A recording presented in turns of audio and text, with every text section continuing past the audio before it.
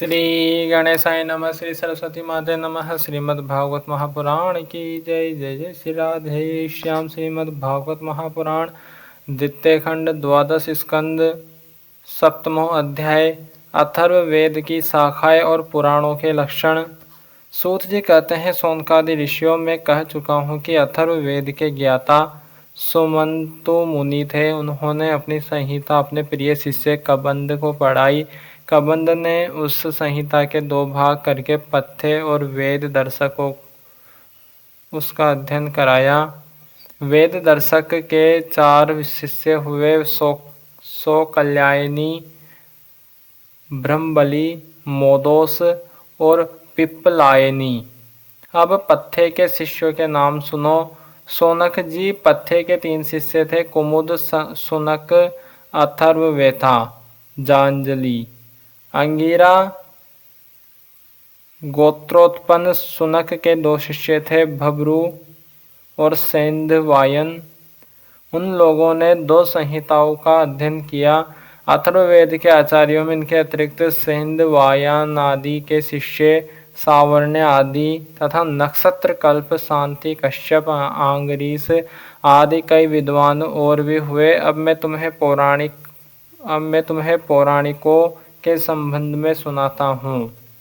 सोनक जी पुराणों के 6 आचार्य प्रसिद्ध है, ऋणी, कश्यप, सावर्णी, अकृतवर्ण, वैशंपायन और हारित।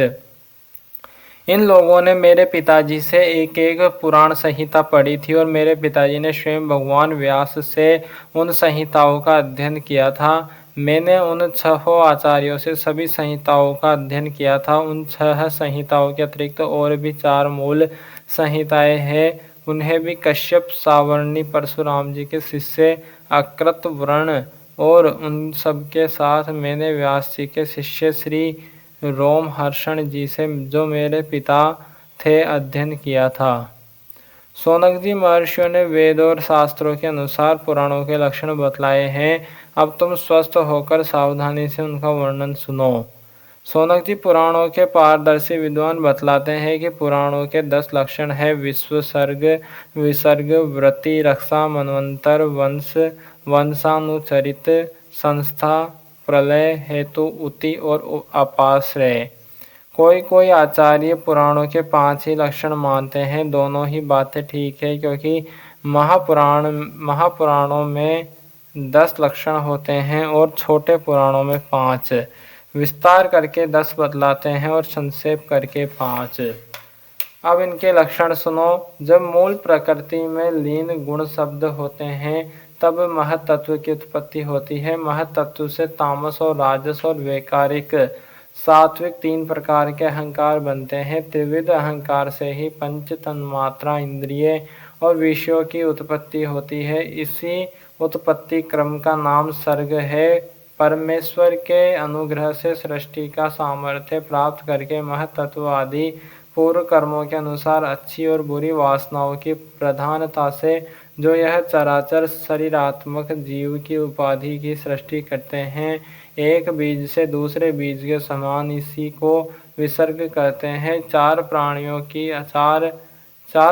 की अचर पदार्थ वृत्ति अर्थात जीवन निर्वाह की सामग्री है। चर प्राणियों के दुग्ध आदि भी इनमें से मनुष्यों ने कुछ तो स्वभाववश कामना के अनुसार निश्चित कर ली और कुछ ने शास्त्र के आज्ञानुसार।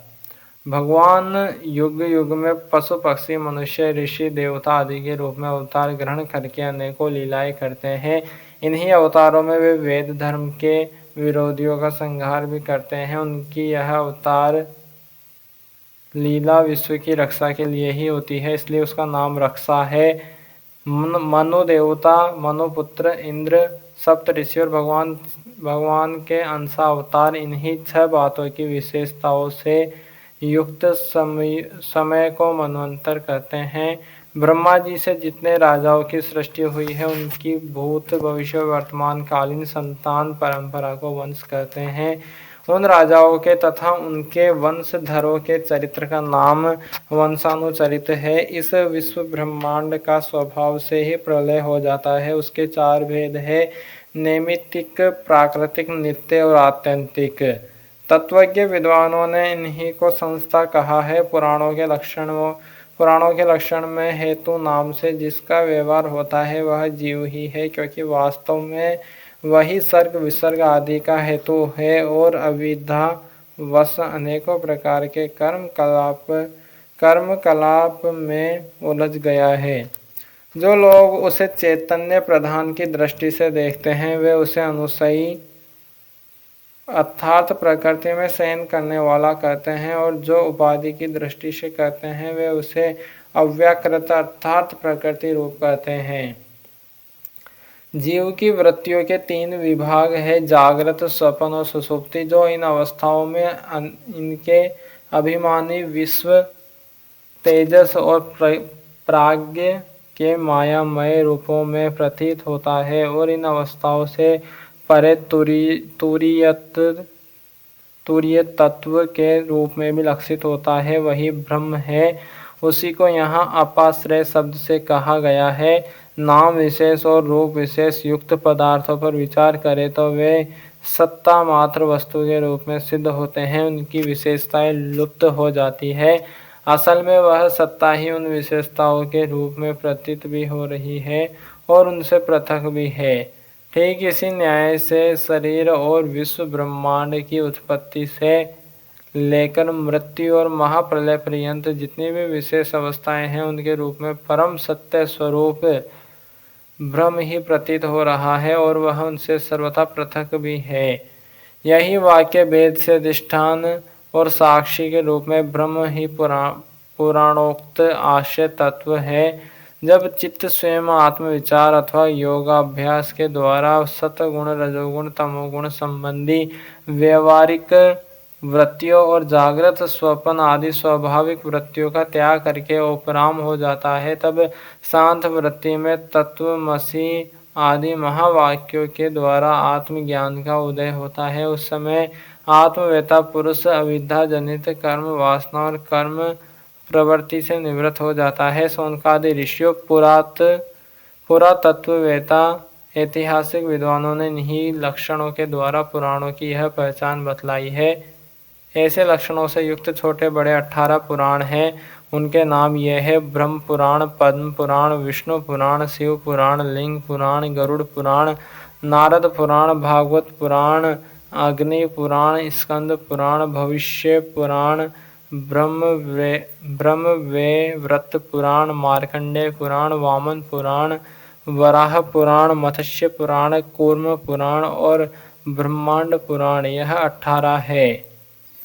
शौनक जी व्यास जी की शिष्य परंपरा ने जिस प्रकार वेद संहिता और पुराण संहिताओं का अध्यापन, विभाजन आदि किया वह मैंने तुम्हें सुना दिया। यह प्रसंग सुनने और पढ़ने वाले के ब्रह्म तेज की अभिवृद्धि करता है। श्री सीताराम भगवान की जय, श्री राधे श्याम जी सरकार की जय, हनुमान जी महाराज की जय, उमापति महादेव भगवान की जय, श्री लाडली जी सरकार की जय, श्री वृंदावन बिहारी लाल की जय, श्री सदगुरुदेव भगवान की जय, अपने अपने माता पिता की जय, गौ माता की जय, सनातन धर्म की जय, भूदेव ब्राह्मण की जय, भूदेव संतन की जय, विरक्त ब्राह्मण की जय, विरक्त संतन की जय, सभी पितरन की जय, श्री विराट पुरुष भगवान की जय, श्री नारायण भगवान की जय, भक्तों भगवान की जय, श्री सुखदेव जी महाराज की जय। जय जय श्री राधे श्याम। सबको मिले श्री वृंदावन धाम। नमः पार्वती पतये हर हर महादेव। इति श्री